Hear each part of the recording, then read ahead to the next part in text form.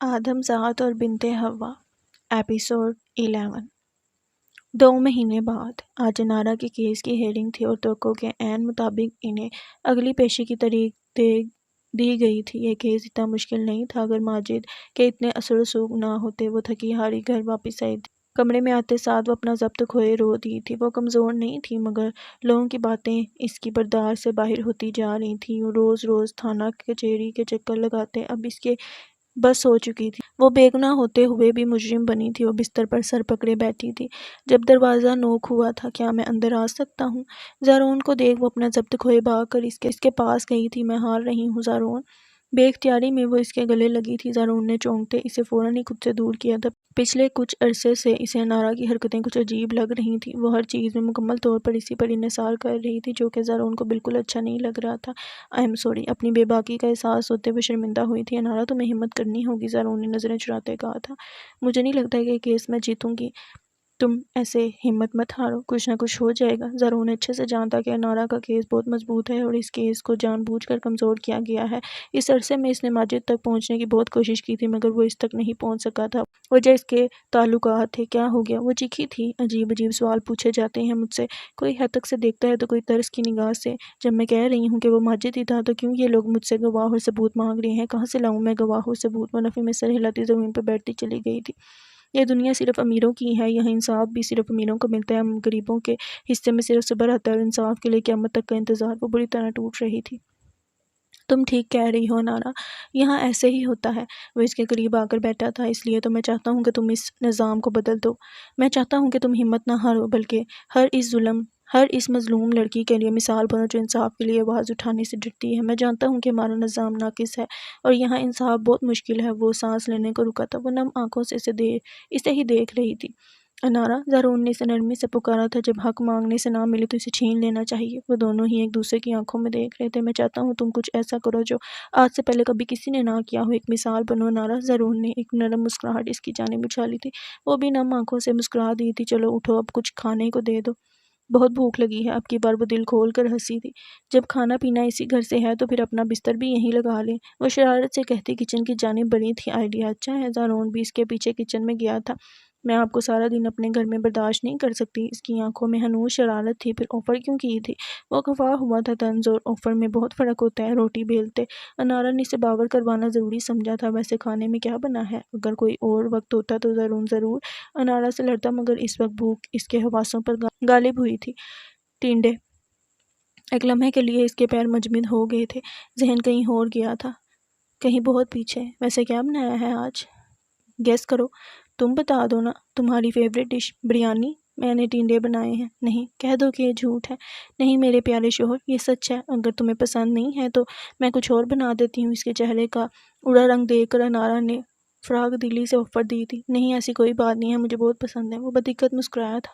اچھی بات ہے، ویسے بھی رزق کو انکار نہیں کرتے۔ انارا نے توے سے چپاتی اتارے، مسکرا کر اس کی طرف دیکھا تھا۔ زارون ساکت ہو گیا تھا۔ ایک بار پھر وہ یاد آئی تھی۔ وہ ہمیشہ ہی اسے یاد آتی تھی۔ وہ اسے بھولا ہی کب تھا؟ وہ اسے خود کو بھولنے ہی کب دیتی تھی؟ ویسے جو بھی ملے نا، انسان کو شکر ادا کر کے کھا لینا چاہیے۔ جب ہم اللہ کا شکر ادا کرتے ہیں نا تو وہ ہمیں پہلے سے بھی زیادہ اچھی چیز سے نوازتا ہے۔ زارون نے سختی سے آنکھیں میچے قدم پیچھے کی جانب اٹھائے تھے۔ زارون کہاں جا رہے ہو؟ اسے باہر جاتا دیکھ انارا نے حیرت سے پوچھا تھا۔ کچھ کام یاد آ گیا ہے، جانا ضروری ہے؟ وہ رکا نہیں تھا، شاید وہ اپنی آنکھوں کی نمی چھپا رہا تھا، مگر کھانا؟ مجھے بھوک نہیں ہے، وہ تیزی سے کہتے ساتھ ہی گھر سے باہر نکل گیا تھا۔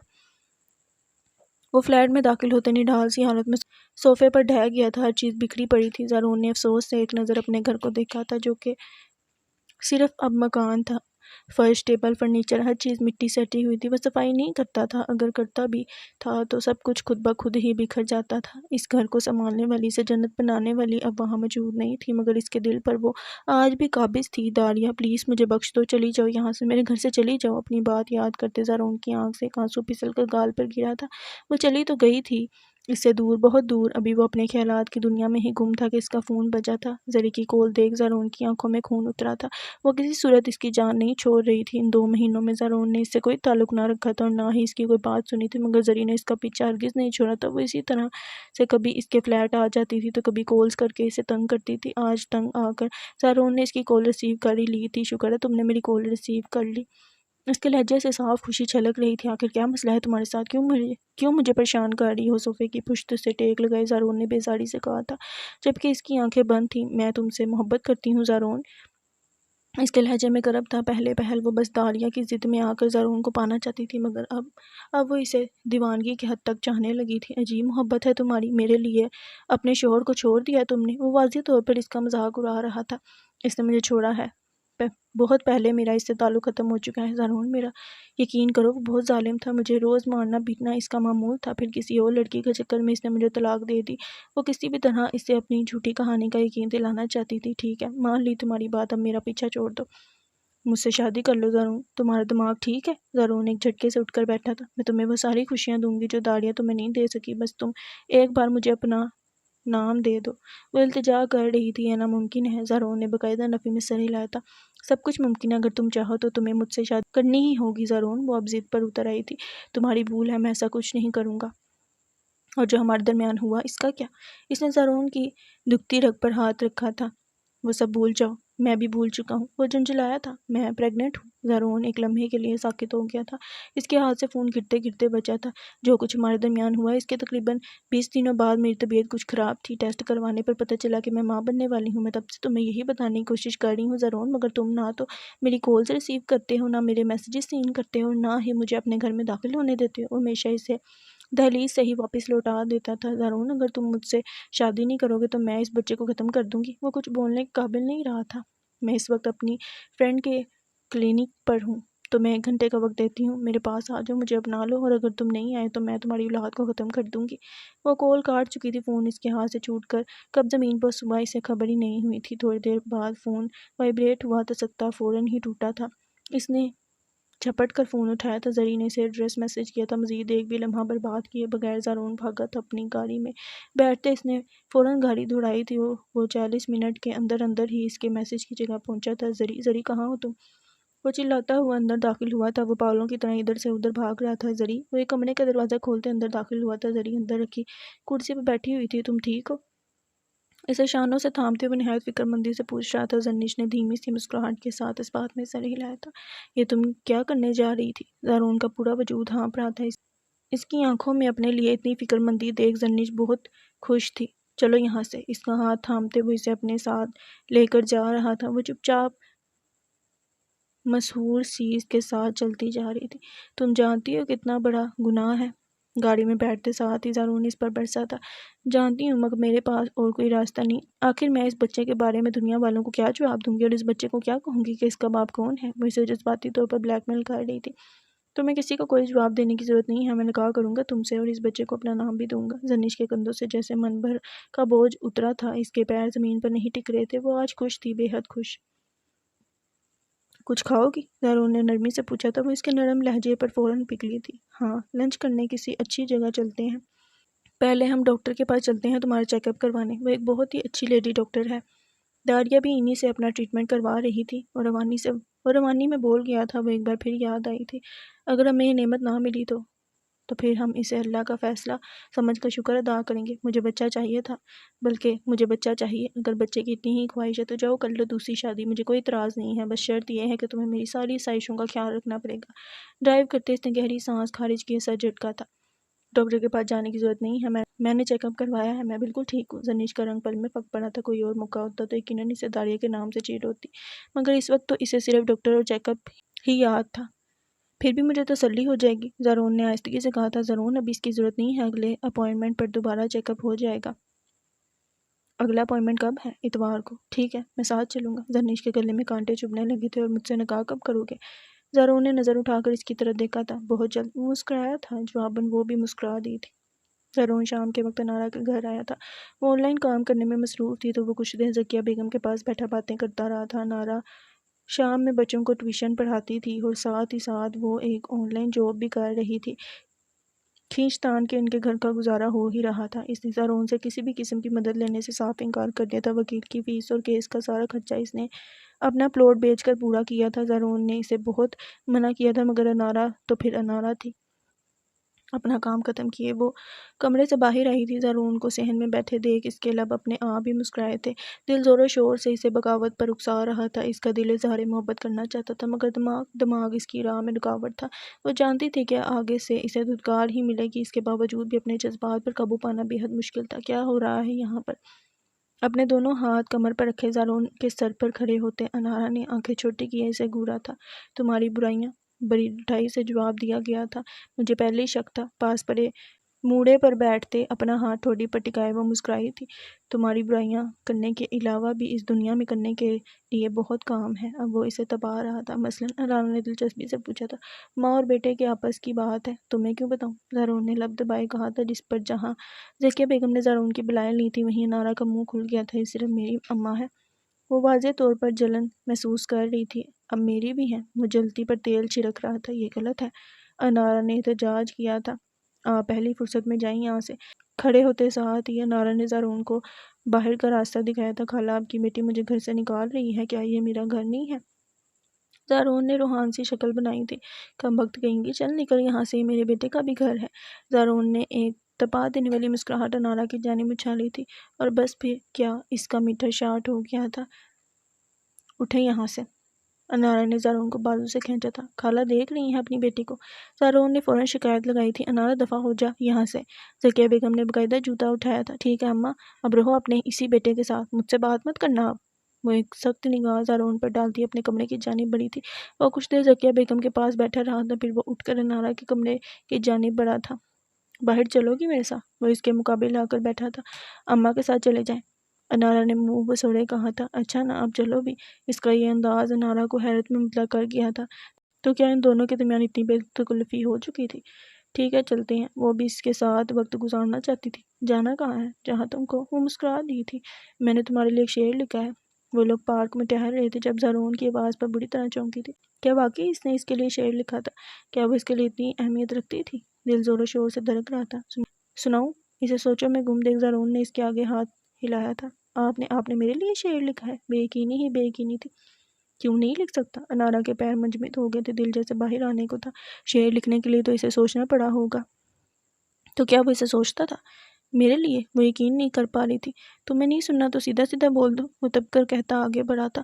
نہیں، مجھے سننا ہے۔ وہ بھاگ کر اس تک گئی تھی۔ اب تم اتنا کہہ ہی رہی ہو تو سنا دیتا ہوں۔ زارون نے گویا اس پر احسان کیا تھا تو عرض کیا ہے۔ زارون نے گلا کھنکارا تھا۔ ارشاد تو بولو۔ وہ اس پر بگڑا تھا۔ او ہاں، ارشاد۔ وہ شعر سننے کے لیے بے حد بےتاب تھی۔ جفا جو عشق میں ہوتی ہے جفا ہی نہیں۔ واہ واہ، تو بول دو یار۔ وہ چیڑا تھا۔ لاشعوری طور پر وہ انارا کے ساتھ ویسے ہی پیش آ رہا تھا جیسے وہ داڑے کے ساتھ پیش آتا تھا۔ کیا مصیبت ہے؟ شعر سنا بھی دیں اب؟ وہ جھنجھلائی تھی۔ ہاں سنا رہا ہوں۔ زارون نے ایک بار پھر گلا کھنکارا تھا۔ جفا جو عشق میں ہوتی ہے جفا ہی نہیں، ستم نہ ہو تو محبت میں کچھ مزہ ہی نہیں۔ زارون نے آنکھ کے اشارے سے انارا سے پوچھا تھا۔ وہ ساکت ہو گئی تھی۔ تو کیا یہ شعر اس کے لیے تھا؟ وہ شعر کا مفہوم نہیں سمجھ سکی تھی، مگر اسے عشق، محبت، یہ سب یاد رہا تھا۔ تعریف کرتے تمہاری زبان دکھتی ہے؟ وہ غصہ ہوا تھا۔ وہ بت بنی اسے دیکھتی رہ گئی تھی۔ دیکھو، یہ شعر میرا اپنا ہے۔ زارون نے اسے یقین دلایا تھا۔ اسے لگا کہ انارا بھی داڑیا کی طرح اسے پکڑ چکی ہے۔ بہت اچھا ہے، بہت زیادہ اچھا ہے۔ اس کی آنکھ سے آنسو گرا تھا۔ زارون نے بے اختیار گہری سانس خارج کی تھی۔ اس کے لب مسکراہٹ میں ڈھلے تھے۔ اگر داڑھی یہاں ہوتی تو فوراً کہہ دیتی کہ یہ شعر علامہ اقبال کا ہے، مگر سامنے داڑھی نہیں تھی، سامنے انارا تھی۔ وہ اسے نہیں پکڑ سکی تھی۔ زارون کو بے حد خوشی ہوئی تھی۔ شعر کا مفہوم تو وہ بھی نہیں جانتا تھا۔ اس نے شعر بہت پہلے داڑیا کے لیے یاد کیا تھا، مگر نہ جانے کیوں یہ اس نے انارا کو سنا دیا تھا۔ وہ لاشعوری طور پر اس کے جذبات کو مزید ابھار رہا تھا۔ کچھ کھاؤ گی؟ تھوڑی دیر بعد زارون نے آہستگی سے پوچھا تھا۔ ہاں، انارا نے یک لفظی جواب دیا تھا۔ کیا کھاؤ گی؟ جو آپ کی جیب اجازت دے، انارا نے لاپرواہی سے کہا تھا۔ زارون کا تو منہ ہی کھل گیا تھا۔ تم بتاؤ تمہیں کیا کھانا ہے، میں سب کچھ افورڈ کر سکتا ہوں۔ اس کے لہجے سے خفگی صاف یہاں تھی۔ انارا اس کی بات پر چونکی تھی۔ قدم رکے تھے، پھر اچانک ہی وہ ہنستی تھی اور پھر ہنستی چلی گئی تھی۔ زارون اسے دیکھتے ہی رہ گیا تھا۔ وہ ہنستے ہوئے اچھی لگتی تھی۔ اس کے دل نے اعتراف کیا تھا، میرا وہ مطلب نہیں تھا۔ گھڑیالے بالوں کی چہرے پر جھولتی ایک لٹ کو کان کے پیچھے لیستے انارا نے ہنستے ہوئے کہا تھا۔ وہ اس وقت میرون رنگ کے سوٹ میں ملبوس تھی۔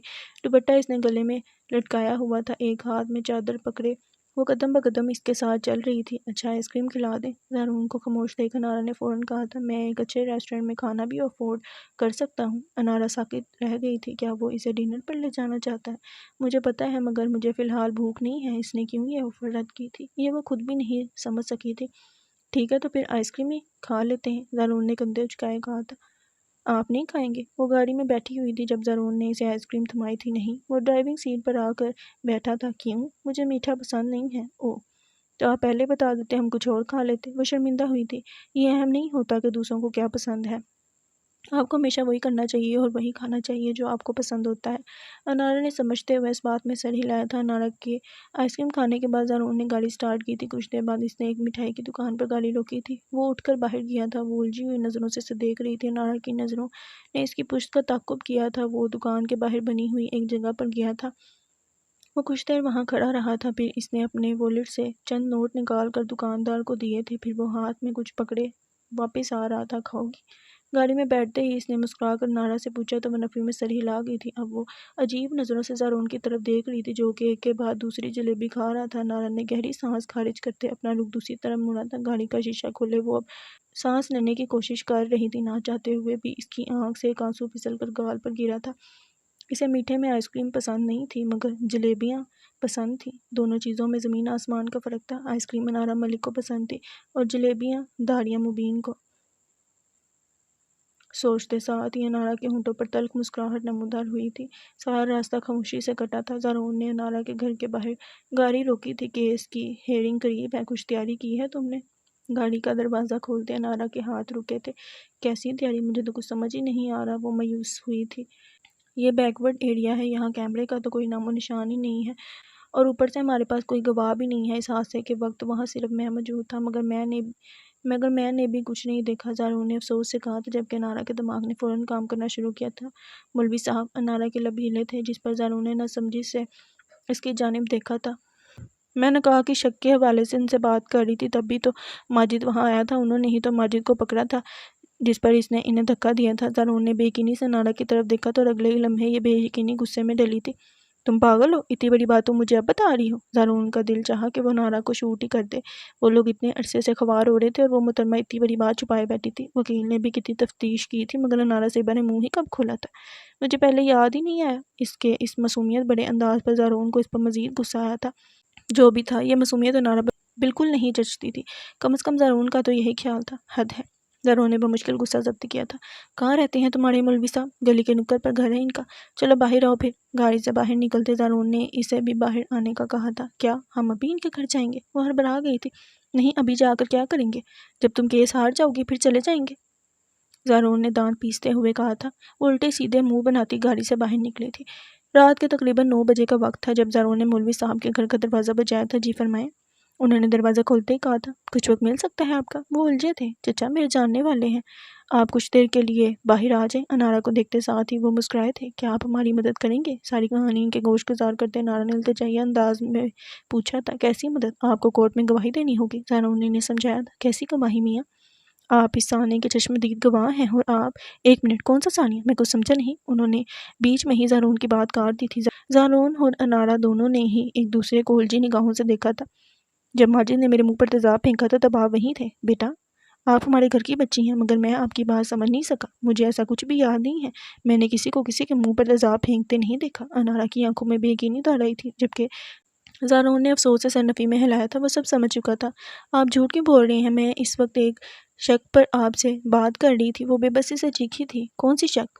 دیکھیں بیٹا، آپ ہمارے محلے کی بچی ہیں، آپ کے ساتھ جو بھی ہوا غلط ہوا، جس نے بھی کیا غلط کیا، مگر شریف گھرانے کی بچیوں کو یہ تھانے کچہری کے چکر لگانا زیب نہیں دیتا۔ آپ گواہی نہیں دیں گے؟ دیر صحیح، وہ بھی سب سمجھ چکی تھی۔ جب میں نے کچھ دیکھا ہی نہیں تو میں گواہی کیسے دوں؟ میری جوان بیٹیاں ہیں، مجھے معاف کیجیے، وہ کہتے ساتھ ہی اپنے گھر کے اندر گئے تھے۔ انارا کے قدم لڑکھڑائے تھے، آخری امید بھی جیسے ختم ہی ہو گئی تھی۔ زارون نے آگے بڑھ کر اسے تھامنا چاہا تھا مگر انارا نے اسے ہاتھ کے اشارے سے روک دی تھا۔ وہ بجل قدموں اور دھندلی آنکھوں سے آگے بڑھ رہی تھی۔ زارون اس کے پیچھے نہیں گیا تھا۔ وہ یہاں سے اپنے گھر تک کے راستے میں 2 دفعہ لڑکھڑائی تھی مگر وہ گری نہیں تھی۔ انارا کے گھر کے اندر داخل ہونے تک وہ وہیں کھڑا رہا تھا۔ اس کے جانے کے بعد وہ گاڑی میں آ کر بیٹھا تھا۔ وہ چھت پر چارپائی پر چھت لیٹی تھی جب زارون قدم بقدم چلتا اس تک آیا تھا۔ انارا پلیز ایسے ہمت تو مت ہارو۔ وہ کل سے اسے کالز پر کالز کر رہا تھا مگر وہ کال ریسیو ہی نہیں کر رہی تھی۔ زارون کی آواز پر فوراً اٹھ کر بیٹھی تھی۔ تھوڑا حوصلہ رکھو، تمہیں انصاف ضرور ملے گا۔ وہ اس کے پاس رکھی کرسی پر بیٹھتے ہوئے نرمی سے گویا ہوا تھا۔ مجھے اب ایسی کوئی امید نہیں ہے، اس ملک میں سب بکا ہوا ہے، اب مجھے یہاں کی عدالتوں سے انصاف نہیں چاہیے۔ بنارا ملک اپنا انصاف خود کرے گی۔ کھڑے ہوتے ساتھ اس نے سرخ آنکھوں سے کہا تھا، کیا کرو گی؟ اس کے انداز سے وہ محظوظ ہوا تھا، اس دنیا کو پاگل کہہ دوں گی۔ اس کے ماتھے کی رگیں تنی ہوئی تھی۔ تمہاری لگائی ہوئی آگ کو پاپ کارن کے ساتھ انجوائے نہ کیا تو میرا نام بھی زارون سکندر نہیں۔ وہ اس کے عقب میں جا کھڑا ہوا تھا۔ ویسے کیا کرو گی؟ زارون کو دلچسپی ہوئی تھی۔ اس کا سارا وجود گولیوں سے چھلنی کر دوں گی۔ زارون نے چونک کر انارا کی طرف دیکھا تھا۔ وہ اسے نہیں دیکھ رہی تھی، وہ سامنے دیکھ کے غصے سے گویا ہوئی تھی۔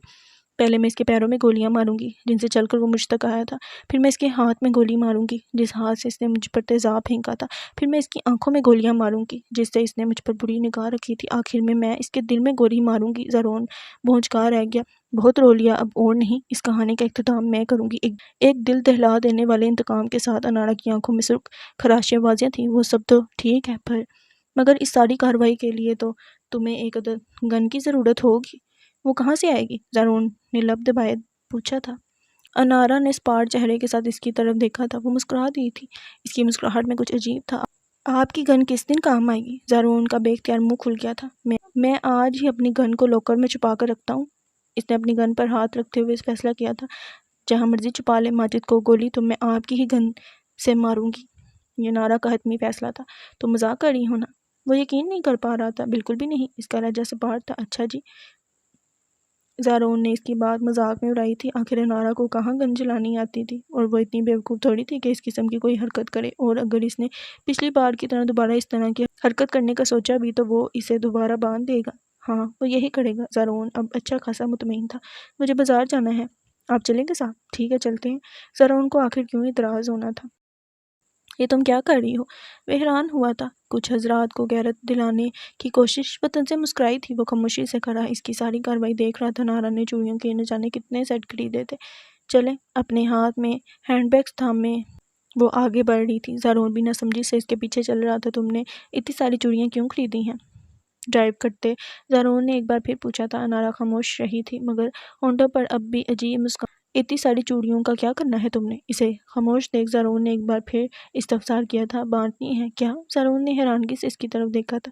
تم پلیز مجھے سیدھی طرح بتاؤ گے کہ آخر تمہارے دماغ میں کیا چل رہا ہے؟ بتانے کا کیا فائدہ؟ میں آپ کو لائیو تماشا دکھاتی ہوں۔ وہ نہ چاہتے ہوئے بھی ہنس دیا تھا۔ اوکے۔ زارون نے اس بات میں سر ہلایا تھا۔ اپنے گھر سے باہر گاڑی رکنے پر وہ باہر آئی تھی۔ اب اس نے محلے کے کچھ بچوں کو اکٹھا کیا تھا۔ انہیں کچھ سمجھا کر اس نے وہ پیکٹس ان بچوں کے حوالے کیے تھے۔ اب وہ بچے بھاگ بھاگ کر ادھر ادھر جا رہے تھے۔ وہ دلچسپی سے گاڑی کے ساتھ ٹیک لگائے سارا منظر دیکھ رہا تھا۔ نارا بھی ہاتھ باندھے اس کے ساتھ آ کھڑی ہوئی تھی۔ یہ سب کیا ہے؟ زارون نے آہستہ سے اس کے کان میں سرگوشی کی تھی۔ تھوڑا صبر کیجیے۔ وہ بھی اسی کے انداز میں گویا ہوئی تھی۔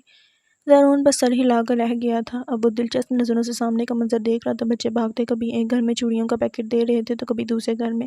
چلیں اندر چلتے ہیں۔ تھوڑی دیر بعد انارا اپنے گھر کی جانب بڑھی تھی۔ اور تماشے کا کیا؟ زارون تقریباً چیخا تھا۔ اس کی بے قراری دیکھ وہ مسکرائے بنا نہ رہ سکی تھی۔ صبر کا پھل میٹھا ہوتا ہے ایس پی صاحب۔ ہاں ہاں ٹھیک ہے۔ وہ بڑبڑاتا ہوا اس کے پیچھے گیا تھا۔ وہ پچھلے 1 گھنٹے سے صحن میں ادھر سے ادھر ٹہل رہا تھا۔ انارا سامنے کرسی پر ٹانگ جمائے بیٹھی تھی۔ زارون کی یہ بے چینی اسے اچھا خاصا محسوس کر رہی تھی۔ دروازہ بجنے کی آواز پر دونوں ہی چونکے تھے۔ انارا کے ہونٹوں کی مسکراہٹ مزید گہری ہوئی تھی۔ زارون نے آگے بڑھ کر دروازہ کھولا تو سامنے اتنی ساری عورتوں کے ہجوم کو دیکھ وہ حیران رہ گئی تھی، جبکہ انارا اپنی جگہ سے 1 انچ بھی نہیں ہلی تھی۔ کرسی پر ٹانگ جمائے بیٹھے وہ اب گنگنا رہی تھی۔ انارا کیا ہے یہ سب؟ وہ سب ہی قدم بہ قدم چلتے اس تک آئی تھیں۔ سب کے ہی چہرے پر ناگواری تھی۔ کیا ہوا خالہ؟ انارا اٹھ کھڑی ہوئی تھی۔ اس نے اس قدر معصومیت سے پوچھا تھا کہ زارون تو اسے سراہے بنا نہ رہ سکا تھا۔ اتنا تو وہ سمجھ چکا تھا یقیناً اس نے کوئی بڑا کارنامہ کیا ہے۔ یہ کیوں بھجوایا ہے تم نے ہمارے گھر؟ ان میں سے ایک خاتون نے چوڑیوں کا پیکٹ سامنے کرتے غصے سے پوچھا تھا۔ کیا ہوا خالہ، پسند نہیں آئی کیا؟ اس نے معصومیت سے آنکھیں ٹپٹپاتے کہا تھا۔ اس خط کا کیا مقصد ہے؟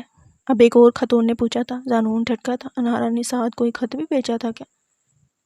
کون سا خط؟ انارا نے کندھے اچکائے پوچھا تھا۔ یہ خط ان خاتون نے خط اس کی جانب لایا تھا۔ انارا ملک کی طرف سے اس گھر کے سربراہ کے لیے ایک چھوٹا سا تحفہ۔ انارا نے وہ خط بلند آواز میں پڑھا تھا۔ زارون نے بمشکل امڑتے کہکہے کر روکا تھا۔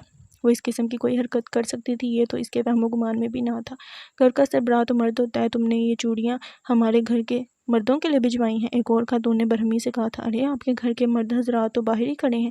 انارا تیز تیز قدم اٹھاتی باہر کی جانب بڑھی تھی جب مردوں کا ہجوم اکٹھا تھا اور سب کی آنکھیں گزمناک تھیں۔ اس نے حرکت ہی ایسی کی تھی کیا ہوا؟ آپ لوگ کافی ناراض لگ رہی ہیں۔ وہ ایسے کہہ رہی تھی جیسے اسے تو کچھ معلوم ہی نہ ہو۔ بیٹا آپ تو ہمارے محلے کی بچی ہیں، آپ سے اس قسم کی حرکت کی امید نہیں تھی۔ ان میں سے ایک نے نہایت افسوس سے کہا تھا، میں آپ کے محلے کی بچی ہوں؟ یہ آپ کو تب یاد نہیں آیا جب ایک گنڈا آوارہ شخص میرے منہ پر تیزاب پھینک کر چلا گیا؟ آپ سب جانتے ہیں کہ وہ ہمیشہ سے مجھے تنگ کرتا ہے، مگر آپ میں سے کسی نے کبھی کچھ نہیں کیا۔ آپ سب جانتے ہیں کہ وہ ماجد ہی تھا، مگر کوئی بھی گواہی دینے کو تیار نہیں۔ میری جگہ اگر آپ میں سے کسی کی بھی بیٹی ہوتی پھر؟ وہ بولنے پر آئی تو بولتی چلی گئی تھی۔ اس نے وہاں موجود تمام افراد کو نظریں چرانے پر مجبور کر دیا تھا۔ مرد تو مرد، خواتین بھی نظریں چرا گئی تھیں، مگر ان میں ایک شخص ایسا تھا جو ایک سائڈ پر کھڑا ہاتھ پر ہاتھ باندھے دلچسپی سے سارا منظر دیکھ رہا تھا۔ وہ زارون تھا۔ میرے خیال سے یہ چوڑیاں آپ سب کو پہن لینی چاہیے، کیونکہ حق اور انصاف کے لیے تو آپ لوگوں سے آواز اٹھائی نہیں جاتی۔ اس کی آواز میں نمی گھلی تھی۔ زارون تو اس کی ہمت پر دنگ رہ گیا تھا۔ انارا نے چوڑیوں کی 29 سیٹ بنوائے تھے۔ اس محلے میں کل 30 گھر تھے۔ اپنے گھر کو نکال کر اس نے باقی کے 29 گھرانوں میں چوڑیاں بھجوائی تھیں۔ خواتین کے لیے نہیں بلکہ مرد حضرات کے لیے، جو مرد حق اور انصاف کے لیے آواز نہ اٹھا سکیں، انہیں تو پھر چوڑیاں ہی پہن لینی چاہیے نا۔ اور مولوی صاحب آپ، اس نے ان کی جانب دیکھتے کہا تھا، اگر سائز چھوٹا ہو تو بتا دیجیے گا، میں بڑے سائز میں چوڑیاں بھجوا دوں گی۔ کہتے ساتھ ہی وہ گھر کے اندر گئی تھی۔ وہاں موجود سب لوگ ہی شرمندہ ہوئے تھے۔ صحن میں آتے ہی وہ چارپائی پر بیٹھی گہری گہری سانسیں لے رہی تھی۔ کچھ ہی دیر میں سب لوگ جا چکے تھے، پر رونا نہیں چاہتی تھی مگر رو دی تھی۔ ہاتھوں میں منہ چھپائے انارا رو دی تھی۔ کسی کے سر پر ہاتھ رکھنے سے وہ چونکی تھی۔ سامنے مولوی صاحب کو کھڑا دیکھ اٹھ کھڑی ہوئی تھی۔ میں دوں گا گواہی۔ انارا کی آنکھوں میں بے یقینی تھی۔ میں اپنی بیٹی کے لیے دوں گا گواہی۔ روتے ہوئے ان کے گلے لگی تھی۔ مولوی صاحب نے ایک بار پھر اس کے سر پر ہاتھ رکھا تھا۔ ہم کیس جیت جائیں گے۔ وہ کب سے پاگلوں کی طرح بار بار یہی دہرا رہی تھی۔ زارون خاموشی سے ایک طرف کھڑا اس کا پاگل پن انجوائے کر رہا تھا۔ ماجد کو سزا ملے گی، وہ ہنستی تھی، اور مجھے انصاف، وہ ہنستی ہی چلی گئی تھی۔ اب بس کر دو، زارون نے آخرکار کہہ ہی دیا تھا۔ مجھے یہ سب ایک خواب لگ رہا ہے، اس نے زارون کی طرف دیکھتے کہا تھا۔ یہ سب سچ ہے نا؟ وہ یقین نہیں کر پا رہی تھی۔ ہاں سچ ہے، زارون نے اسے یقین دلایا تھا۔ میں بہت خوش ہوں زارون، بہت زیادہ۔ ظاہر ہے، ہاں ظاہر ہے تم خوش تو ہوگی نا، آخرکار مجھ سے جان بھی چھوٹ جائے گی تمہاری۔ زارون کی آنکھوں میں شرارت تھی۔ مطلب وہ نہیں سمجھ سکی تھی۔ مطلب یہ کہ اس کیس کے بعد تو اس گھر سے میرا دانا پانی اٹھ جائے گا نا۔ تم کہاں مجھے مزید برداشت کرو گی؟ زارون نے مذاق کیا تھا، مگر انارا کے دل کی دھڑکنیں بے ترتیب ہوئی تھیں۔ وہ ڈر گئی تھی۔ زارون انارا کے ملنے کی واحد وجہ تو یہ کیس ہی تھا نا، اس کے بعد وہ یہاں کیوں آئے گا؟ آپ مجھ سے ملنے نہیں آئیں گے؟ اس کے لہجے میں خوف تھا۔ تم چاہتی ہو کہ میں تم سے ملنے آؤں؟ زارون کے لبوں پر معنی خیز مسکراہٹ تھی۔ انارا کا دل اسے ایک بار پھر بغاوت پر اکسا رہا تھا۔ اس کا دل اظہار محبت کرنا چاہتا تھا، اور اس نے آج اپنے دل کی بات مان ہی لی تھی۔ ایک بات پوچھوں آپ سے؟ انارا نے دھڑکتے دل سے کہا تھا۔ ہاں پوچھو۔ اس کی موضوع بدلنے پر زارون کو یقین ہو گیا تھا کہ وہ اسے صرف اس کیس تک ہی برداشت کرے گی، اس کے بعد ہرگز نہیں۔ آپ کو پہلی نظر کی پہلی محبت پر یقین ہے؟ اس کے سوال پر وہ چونکا تھا، مگر اگلے ہی لمحے وہ مسکرا دیا تھا۔ پہلے نہیں تھا، مگر جب اسے دیکھا تو ہو گیا۔ کسے؟ کاش کہ وہ اس کا نام لے لے، کاش کہ وہ یہ کہہ دے کہ وہ تم ہی ہو انارا۔ انارا کے دل نے زور و شور سے یہی دعا مانگی تھی، داڑیا کو۔ زارون کے لب دل فریب مسکراہٹ میں ڈھلے تھے۔ مجھے ڈرپوک لڑکیاں اٹریکٹ نہیں کرتی، مگر نہ جانے کیوں وہ اچھی لگی تھی۔ مجھے ہمیشہ سے کانفیڈنٹ لڑکیاں اچھی لگتی ہیں، بالکل تمہاری طرح، مگر داڑیا وہ نہ جانے کیوں مجھے اچھی لگی۔ کب، کیسے، کہاں وہ میرے دل پر قابض ہو گئی اور مجھے خبر ہی نہیں ہوئی۔ وہ اپنی ہی دھن میں بولے چلے جا رہا تھا، اس بات کی پرواہ کیے بغیر کہ وہ اپنے الفاظ سے انارا کا دل بار بار چھلنی کر رہا ہے۔ تو پھر اسے خود سے دور کیوں کیا؟ اس نے خود کو مضبوط کرتے کہا تھا۔ وہ خود گئی ہے۔ زارون کے چہرے پر مایوسی چھائی تھی۔ آپ نے روکا کیوں نہیں؟ میں نے اسے غصے میں کہا تھا کہ چلی جاؤ، اور وہ چلی گئی۔ زارون نے افسوس سے کہا تھا۔ تو پھر واپس لے آئیں اسے۔ میں نہیں جانتا کہ وہ کہاں ہے۔ اگر آپ کو پتہ چل جائے کہ وہ کہاں ہے تو واپس لے آئیں گے اسے؟ انارا نے ہمت کرتے پوچھا تھا۔ نہیں، زارون کا یک لفظی جواب کسی مرہم سے کم ثابت نہیں ہوا تھا۔ کیوں؟ وہ بے ساختہ پوچھ بیٹھی تھی۔ کیونکہ مجھے اب اس سے محبت نہیں ہے۔ داڑے نے جو کچھ اس کے ساتھ کیا تھا وہ سب یاد کرتے زارون کی آنکھیں سرخ ہوئی تھیں۔ وہ کچھ لمحے خالی نظروں سے اسے دیکھتی رہی تھی، پھر اچانک اس کے لبوں پر مسکراہٹ بکھر گئی تھی، اذیت ناک مسکراہٹ۔ وہ جھوٹ بول رہا تھا، وہ جانتی تھی کہ وہ جھوٹ بول رہا ہے۔ آپ کو واقعی نہیں پتا کہ وہ کہاں ہے؟ انارا نے طنزیہ انداز میں پوچھا تھا۔ نہیں۔ زارون نے ایک بار پھر نفی میں سر ہلایا تھا۔ تمہیں پتہ ہے وہ کہاں ہے؟ زارون نے سنجیدہ تاثرات کے ساتھ اس سے پوچھا تھا۔ نہیں، بالکل بھی نہیں۔ انارا نے بھی سنجیدہ تاثرات کے ساتھ نفی میں سر ہلایا تھا۔ جس طرح آپ کو نہیں پتا کہ وہ کہاں ہے، بالکل اسی طرح مجھے بھی نہیں پتا کہ وہ کہاں ہے۔ زارون نے چونک کر اسے دیکھا تھا۔ انارا کا چہرہ سپاٹ تھا، مگر آنکھیں کچھ کہہ رہی تھیں۔ وہ نظریں چرا گیا تھا۔ سنو، میں جوتے پالش کر دو۔ صوفے پر بیٹھے زارون نے حکم صادر کیا تھا۔ میں؟ زرنش کا تو منہ ہی کھل گیا تھا۔ ہاں تم، زارون نے لاپرواہی سے کہا تھا۔ اچھا؟ وہ دانت پیستے اندر کمرے میں گئی تھی۔ زارون اسے اچھا خاصا ٹف ٹائم دے رہا تھا۔ ابھی تھوڑی دیر پہلے ہی تو اس نے زرنش سے سارے گھر کی صفائی کروائی تھی، اور اب یہ جوتے پالش کرنے کا آرڈر حیدر نے تو مجھ سے کبھی یہ کام نہیں کروائے۔ وہ جنجلائی تھی۔ اس کے کہے گئے سارے کام کرنے کے بعد وہ تھک ہار کر ابھی اس کے قریب صوفے پر بیٹھی تھی کہ زارون نے اگلا حکم صادر کیا تھا، کھانا بنا لو، مجھے بھوک لگ رہی ہے۔ مگر ڈارلنگ کھانا تو ہم باہر کھائیں گے نا، زرنش نے مسکرا کر زارون کو یاد دلایا تھا۔ نہیں ڈارلنگ، آج کے بعد کھانا ہم گھر پر ہی کھائیں گے اور کھانا تم ہی بناؤ گے۔ زارون نے ایک نرم مسکراہٹ اس کی جانب اچھالی تھی، مگر اس حالت میں اتنے سارے کام کیسے کروں گی؟ زرنش کو صحیح معنوں میں چکر آئے تھے۔ ڈارلنگ تمہارے لیے تو کہہ رہا ہوں، اس حالت میں روز روز باہر کا کھانا کھانا تمہاری صحت کے لیے بالکل اچھا نہیں ہے۔ زارون کے لہجے میں فکر مندی تھی۔ مگر زارون میں اتنے سارے کام نہیں کر سکتی۔ کیوں ٹینشن لیتی ہو تم؟ آہستہ آہستہ عادت ہو جائے گی تمہیں۔ شادی کے بعد یہ سارے کام تم ہی نے تو کرنے ہیں۔ زرنش کے گلے میں کانٹے چبھنے لگے تھے۔ کہیں اس نے کوئی غلط فیصلہ تو نہیں کر لیا؟ چلو جاؤ جا کر کھانا بناؤ، زارون نے نہایت محبت سے کہا تو بادل ناخواستہ وہاں سے اٹھی تھی۔ 2 گھنٹے کچن میں خوار ہونے کے بعد بالآخر زرنش نے جیسے تیسے کھانا بنا ہی لیا تھا۔ اب وہ ٹیبل پر کھانا لگا رہی تھی کہ زارون نے اسے ٹوکا تھا، پہلے ٹیبل تو صاف کر لو، کتنی گندی ہو رہی ہے۔ میں نے ابھی تھوڑی دیر پہلے تو صاف کی تھی۔ اس کا پورا بدن تھکن سے چور ہو رہا تھا، مگر زارون کے کام تو ختم ہونے کا نام ہی نہیں لے رہے تھے۔ تو کیا ہوا ڈارلنگ، ایک بار پھر سے کر لو، زارون نے محبت پاش لہجے میں کہا تھا۔ زرنش نے غصے سے ٹیبل صاف کرنے کے بعد کھانا لگایا تھا۔ میں روز روز یہ کام نہیں کر سکتی۔ اس نے 2 ٹوک بات کی تھی۔ کیوں؟ زارون کے ماتھے پر بر پڑے تھے۔ زارون میری حالت تو دیکھو، اگر ہمارے بچے کو کچھ ہو گیا پھر؟ وہ اب اسے جذباتی طور پر بلیک میل کرنے کی کوشش کر رہی تھی۔ کچھ نہیں ہوگا ڈارلنگ، زارون نے ایک بار پھر اسی محبت بڑے لہجے میں کہا تھا۔ اس حالت میں تو تمہیں زیادہ کام کرنا چاہیے۔ یہ جو عورتیں اس حالت میں بستر پر پڑی رہتی ہیں نا، یہ بالکل ٹھیک نہیں ہے۔ جب عورت ماں بننے والی ہو تو اسے چاہیے کہ وہ سارا کام خود کرے، اس طرح ورزش ہوتی ہے۔ زرنش تو بس اسے دیکھتی ہی رہ گئی تھی۔ اسے اس وقت زارون پر شدید غصہ آ رہا تھا۔ میں تو سوچ رہا ہوں کہ کھانے کے بعد تمہیں سارے گھر کا فرش دھونا چاہیے، اس طرح تمہاری ورزش بھی ہو جائے گی، زارون نے سرسری سے انداز میں کہا تھا، جبکہ زرنش کا تو دماغ ہی گھوم گیا تھا۔ میری طبیعت کچھ ٹھیک نہیں ہے، میں اپنے گھر آرام کرنے جا رہی ہوں۔ فوراً وہاں سے اٹھی تھی۔ کیا ہوا تمہاری طبیعت کو؟ زارون نے پریشانی سے پوچھا تھا۔ کچھ خاص نہیں، متب کر بولی تھی۔ اچھا بھی ٹھیک ہے، تم یہیں آرام کر لو نا، اب تو یہ ہمارا گھر ہے نا، زارون مسکرا دیا تھا۔